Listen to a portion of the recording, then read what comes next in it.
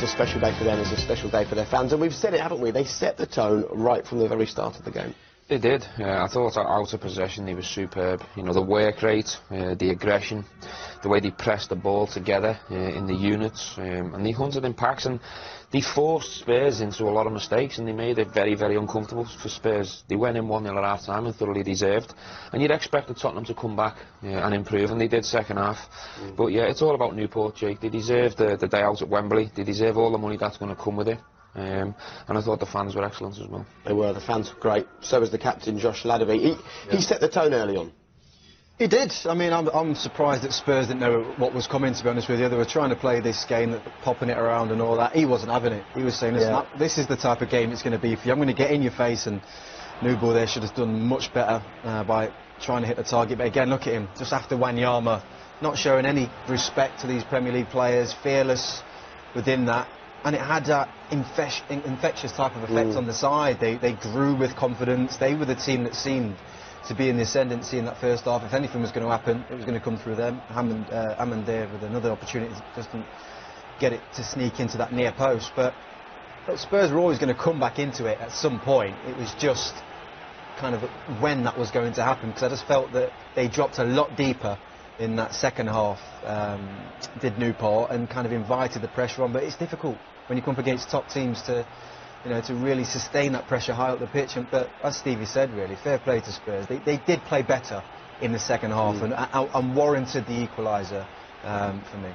Men ran the ball at every available opportunity for Newport, wasn't it? Yeah, they were. They were all honest, all over the pitch. And, you know, I think Spurs played into Newport's hand in the first half. You know, they were passing the ball really slow. They were taking too many touches on the ball. And the aggression that Newport showed, you know, they were fantastic the way they pressed the ball. It was really honest, it was quick, and it was very difficult for the Spurs players on a bobbly pitch as well. And before we move on to this game, just very quickly, your sort of brief reflections on Tottenham's perspective here. I mean, that is a goal that Mauricio Pochettino needed badly to stay in this. Relief. Yeah. Simple as that, Jake. Relief. He'll be thankful. Relief for you as well as them. A little bit, yeah. I mean, look, I want the club to do well, obviously, you know what I mean, as Stevie does today. But look, you want that, and you know, the main man, as Stevie said, just popped up at the right moment to, you know, to save the day for them. But it works out well for Newport as well. Let's just say that. Absolutely, well done to them. We'll talk about them later on, of course, as well. So Jermaine's had a nervy 90 minutes watching his old team.